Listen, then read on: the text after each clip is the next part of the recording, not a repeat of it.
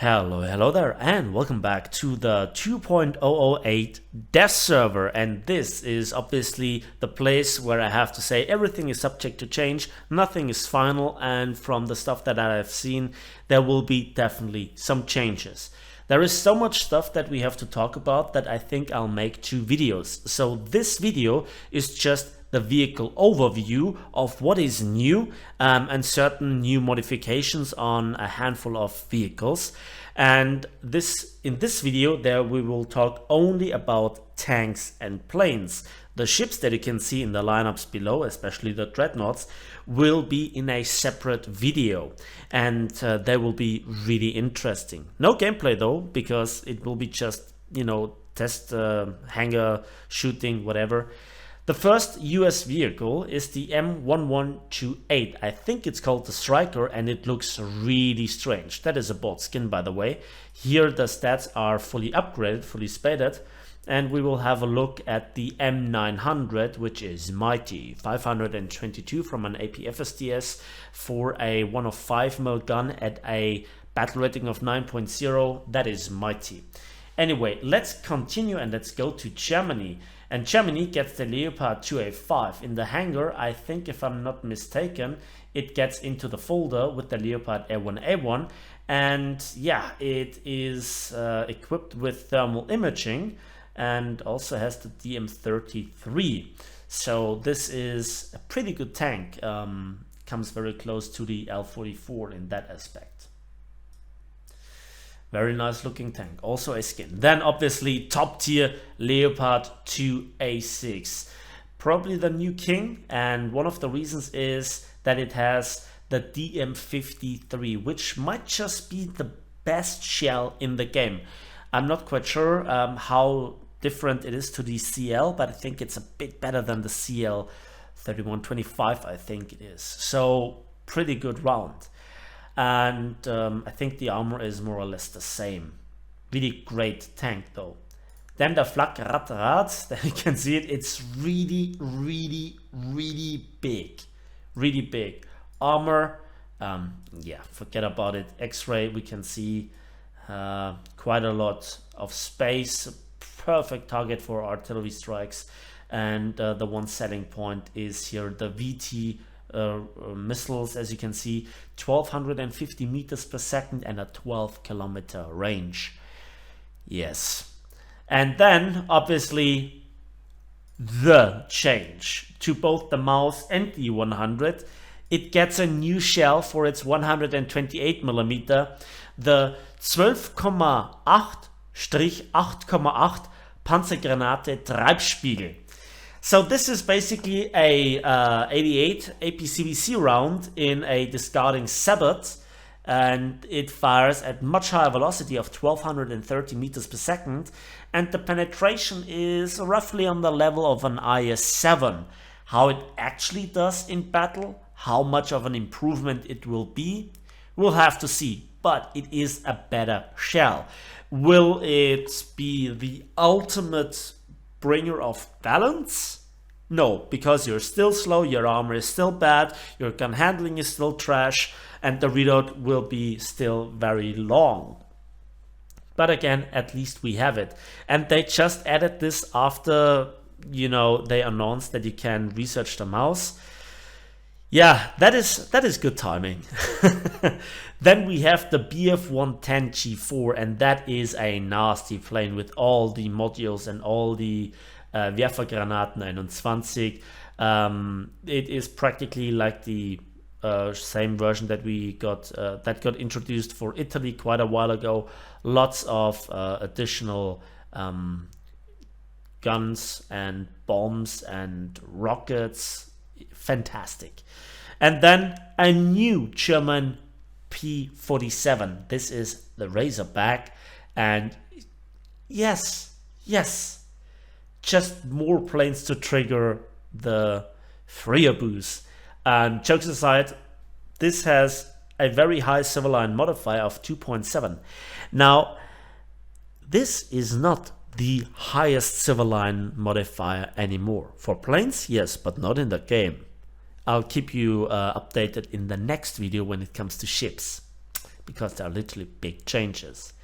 Then we come to the Soviet Union, and they have the T-72AV, sorry, that's the ship, and yeah, 9.7 looks a bit out of date here at rank 6. It probably at some point will get up to rank 7, I guess in some distant future, when we see rank 8, probably.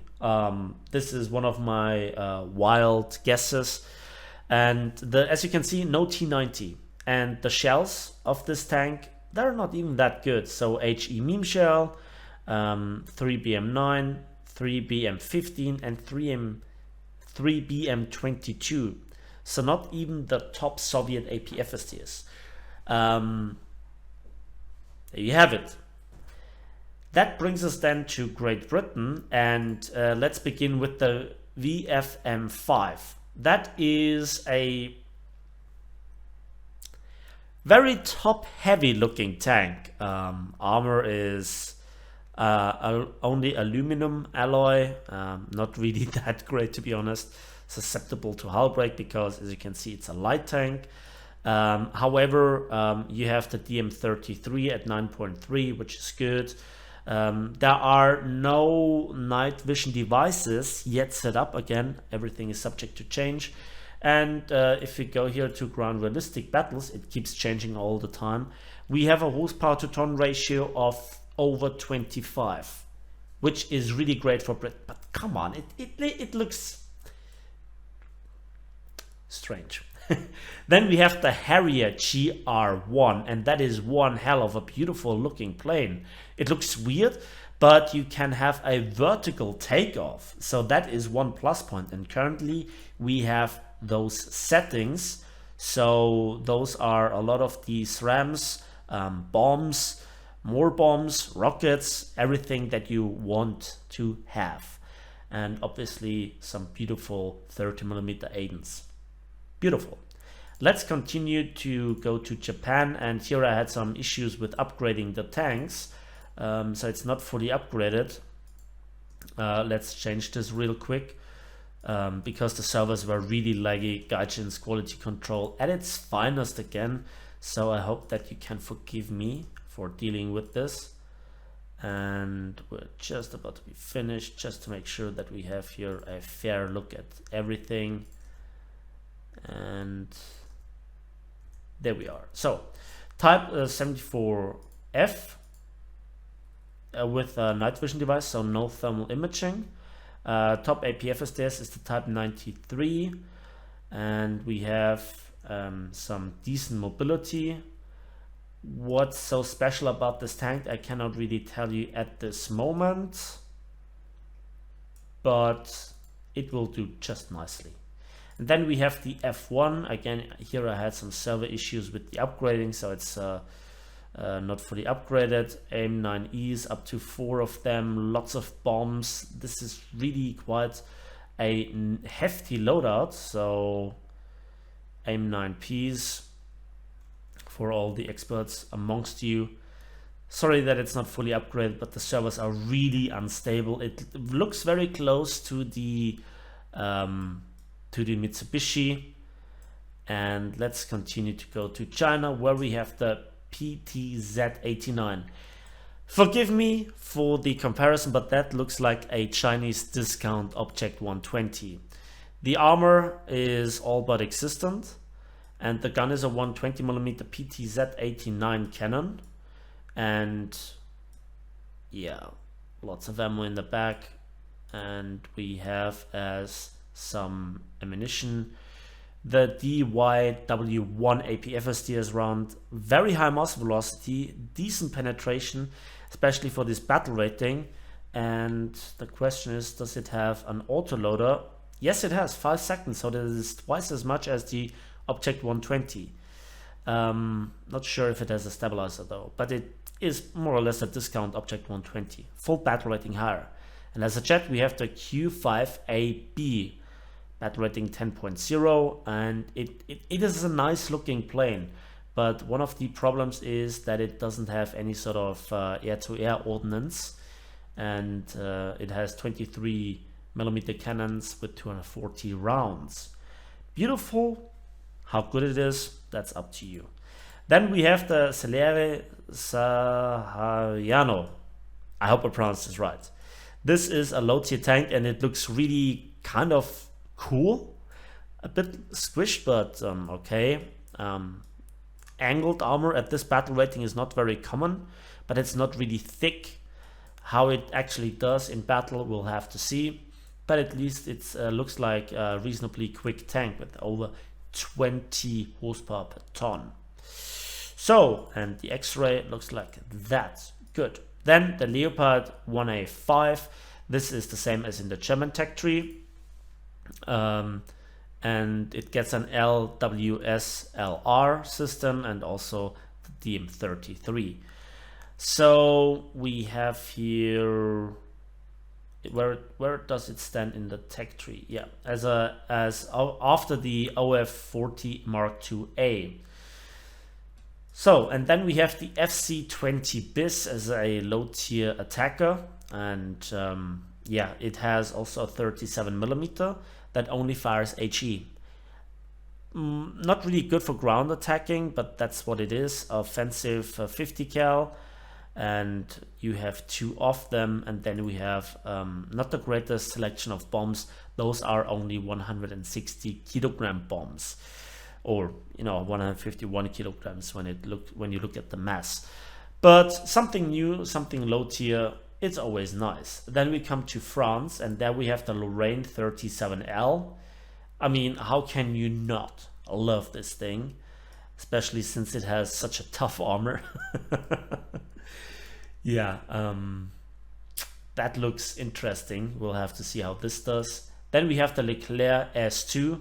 That is also a bought skin, but it just looks so good. And yeah, it's also very mobile. Horsepower to ton ratio over 25. And the armor is here. It looks decent, but we'll have to see how it actually fares versus the new generation of MBTs, which we will see also probably with the second iteration. And the shell, this is interesting, is the same as its predecessor, the OFL 120F1. It's a good shell, it's a tough shell, but yeah, not the best anymore for quite a while, to be honest. And the P47D22RE looks like the German Razorback, the premium, but this one is a tech tree one, a 4.3, and it has obviously here some bomb loadouts, but no rockets actually, so there is that.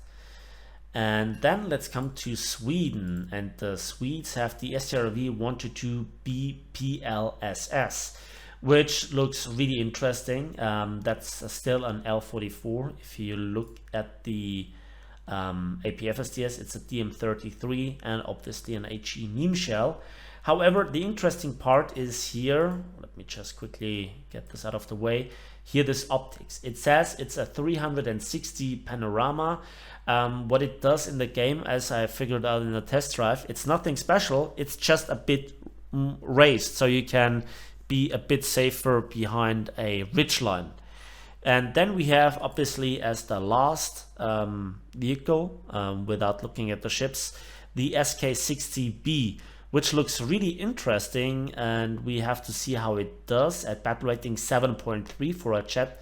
That's rather low tier. And it has as ordnance very interesting loadouts. So it has 2 30mm ACAN M55 cannons, 2 of the RBO-5A rockets that you can see currently attached to the planes, which are massive.